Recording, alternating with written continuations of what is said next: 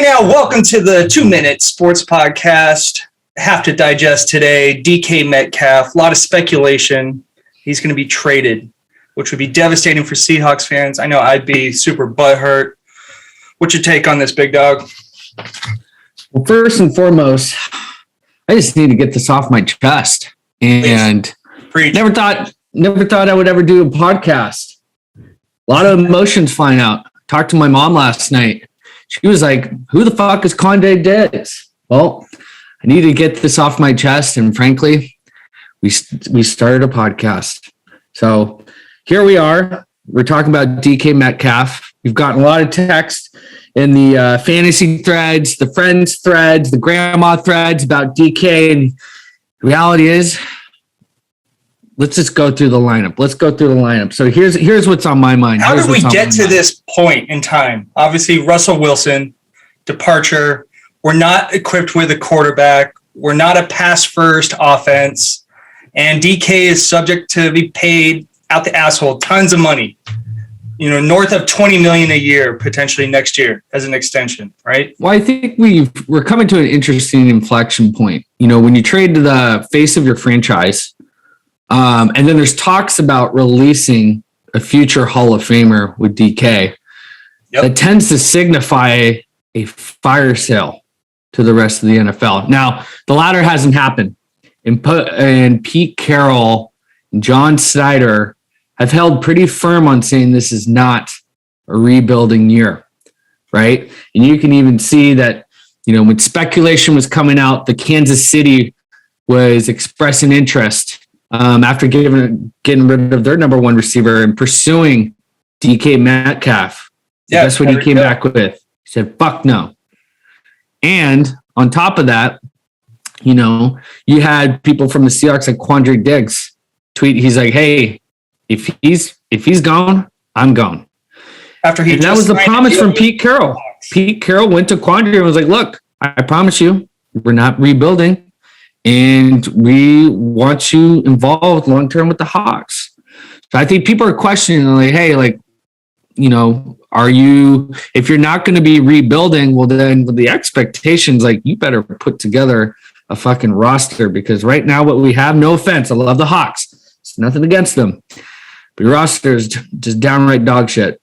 We don't even we're missing two offensive linemen right now.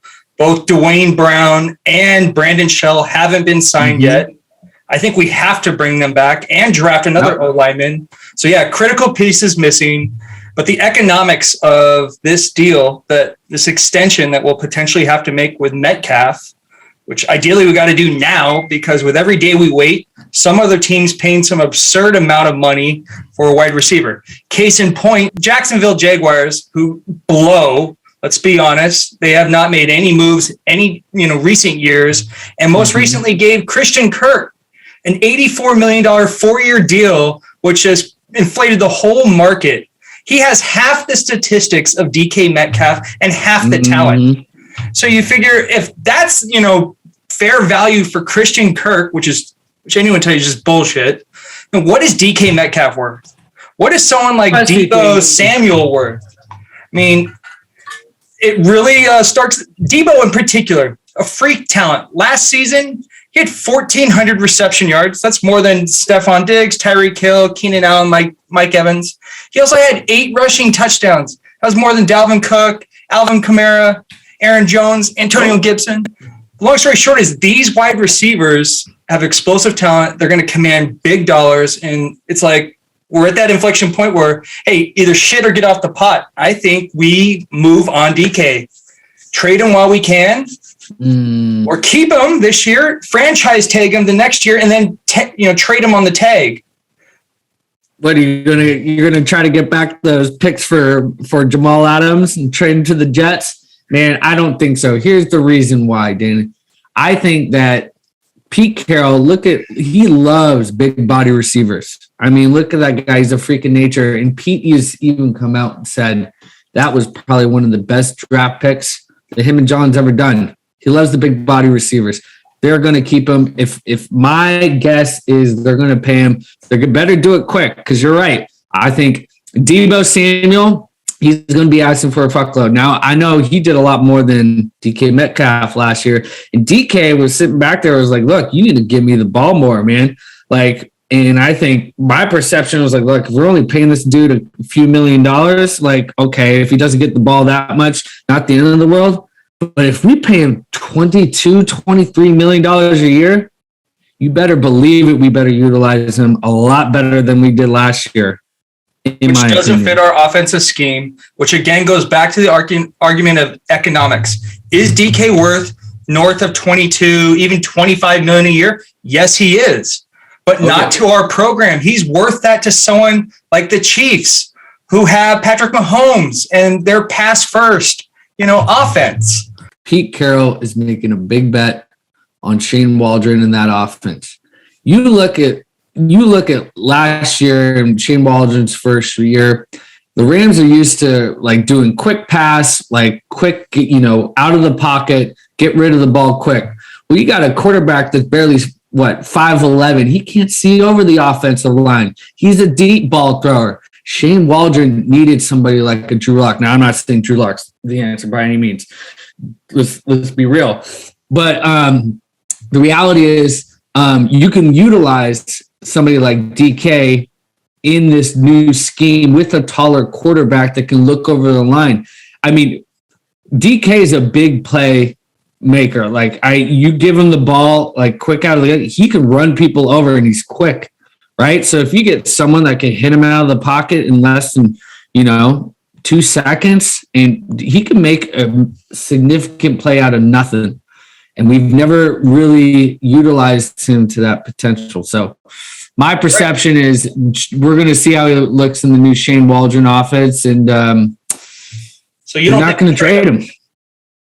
No. Well, you're right.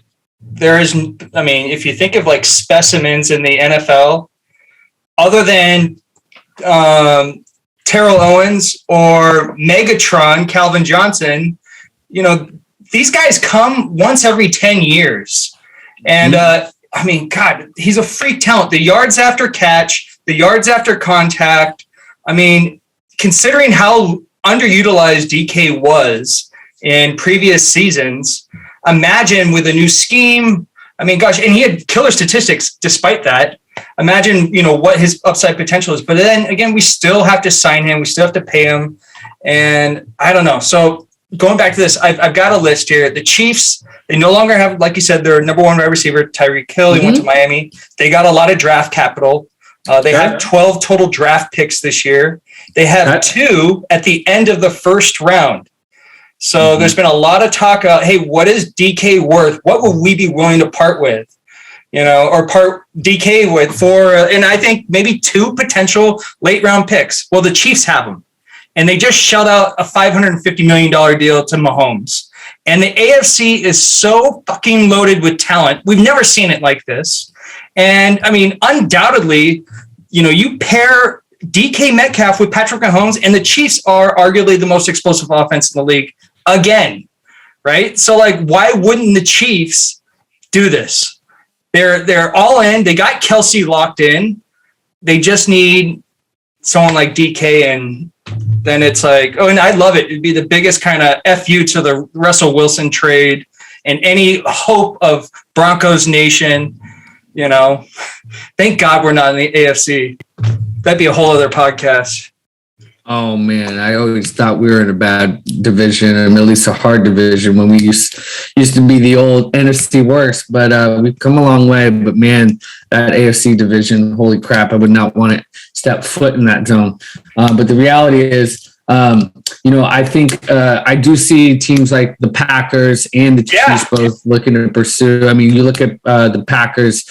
Aaron Rodgers coming in, he got a big contract, was expecting to get Devontae Adams.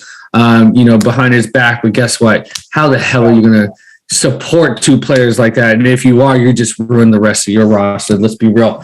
But I actually, if I had to put probability wise, I would say that the Packers or the Chiefs, if they're going to pursue somebody who's going to be somebody a little bit more senior in their career. I would actually think someone like a Tyler Lockett would end up going to both of those teams, but I just don't see DK going to there. So my number one expectation, if they were dumb enough to ever consider trading him, and if they do, they better do it now while his draft capital is high, is get him back to the Jets. You can get 230s and maybe a 60 right there.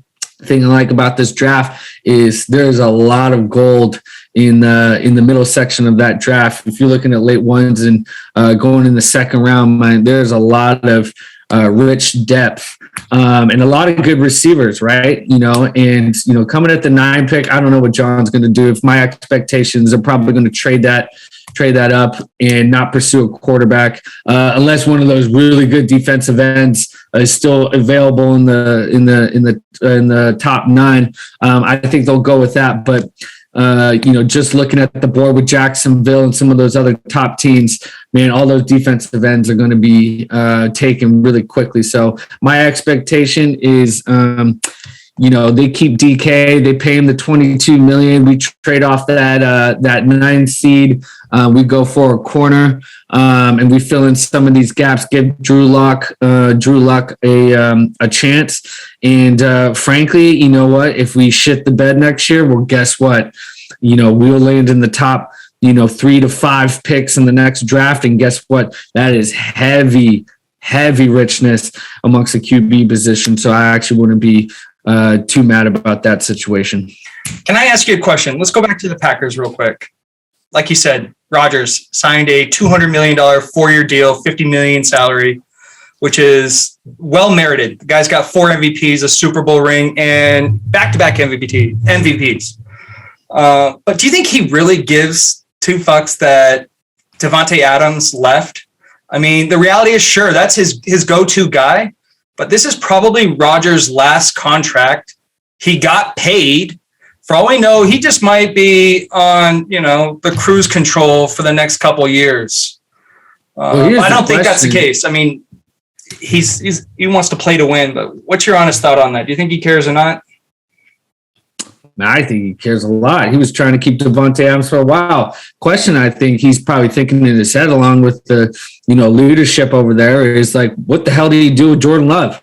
I mean, you're committed to this quarterback that you just forked up all this money over the next 4 years. It's like, gosh, what do you do with Jordan Love? Maybe you trade him. I mean, there are teams in dire need of quarterbacks right now, Seahawks included. Maybe you try to trade away Jordan Love after you committed to Rodgers and get a replacement for Davante Adams with some draft picks. I mean, this is a really good draft for wide receiver.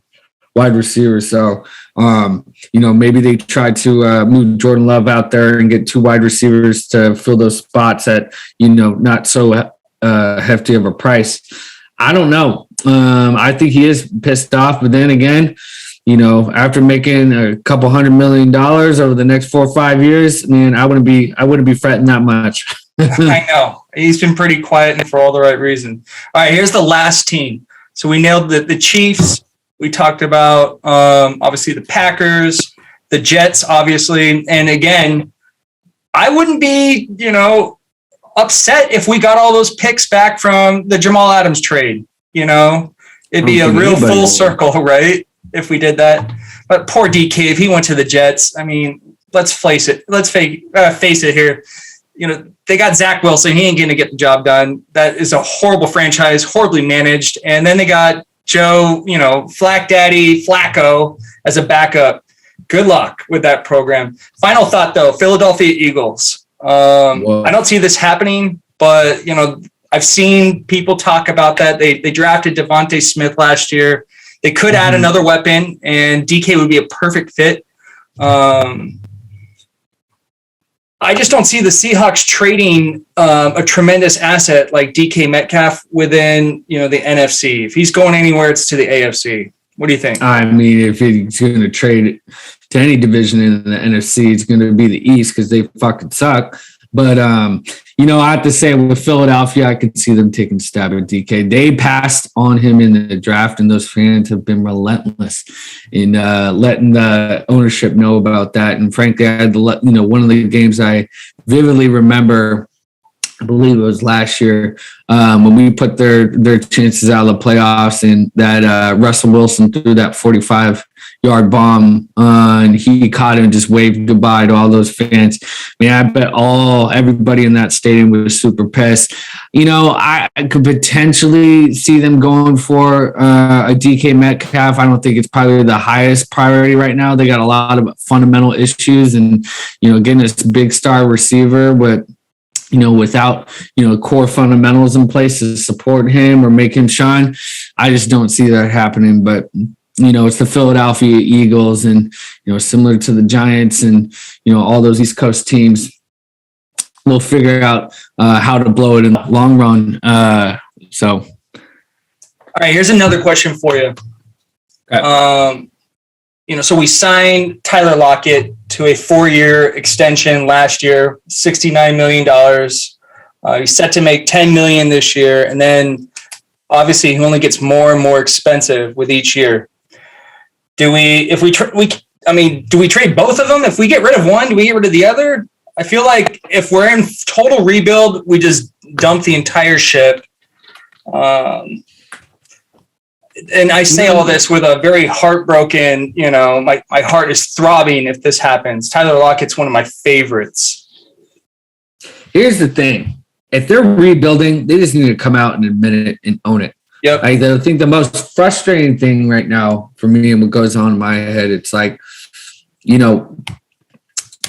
reality is people are not going to want to come to Seattle if we don't have a star quarterback and we don't have a lot of support. And we don't know directionally where we're heading, like, what we're coming out of our mouths during interviews from John Snyder and Pete Carroll. If that's not matching what, the trades and some of the roster movements that we have, I would just think that, looking at the Seattle roster, if I'm either on the team as a team member, someone like Quandre Diggs, or is an outsider looking in, maybe considering to take a visit up there like Trent Williams did, I'd be like, this place is in total disarray, and I wouldn't trust it. And so that's why I come back, and I think John Snyder and I think Pete Carroll, they just need to come out and say direction what they're going to do. And when they do it, they need to go all in. They need to figure out long-term solution to keeping Metcalf, right? And, I think they'll need to come up with a quarterback situation, but reality is we'll probably just have to wait till next draft. And while I agree with what you're saying, my gentle pushback is these guys with every interview, they come prepared with, these, carefully crafted responses to questions they know they're going to be asked. And the reality is, the door isn't closed on any player. All franchises, facilitate trade offers left and right all day long. That's just how the business works. Whether or not we're open to it is just another thing. I genuinely think the intention is real, but, the intention is also just like my intention of losing weight, right? Like, I want to lose a couple pounds here and there, but am I actually going to be able to do it? I don't fucking know, so I think the intention is true. Yeah, we want to keep DK here, but he could easily be shipped if the right value is presented in front of the Hawks. And I really could see Tyler Lockett. I don't know why you brought that up. Tyler Lockett going to the Packers. That's a frightening thought, but I have to end on one thing and one thing only, because look, there's a lot of ambiguity going around. Frankly, a lot of rumors. But hell, this is kind of fun. When you think about when's the last time you ever were this excited for the draft? I know I wasn't. I watched all the drafts, at least for the first couple days. But man, going in with the top 10 pick, whoo, I'm pumped. Well, we have a tremendous opportunity to build a great foundation here. I do think the Seahawks prioritize offensive linemen, rushers, and maybe in that third category, a cornerback. But, while you're saying, hey, yeah, historically, we've always traded, down. Any pick that we get, we're looking for 2 picks, right? I actually think if there's an O lineman available or a great, defensive player, we're gonna exercise that pick this year. A lot, obviously remains to be seen, but fortunately, we have plenty of episodes ahead and a lot of 2-minute clips and insights, all of which are unapologetic, opinionated, and unfiltered. So for the 2 of us, thank you for watching, and until next time.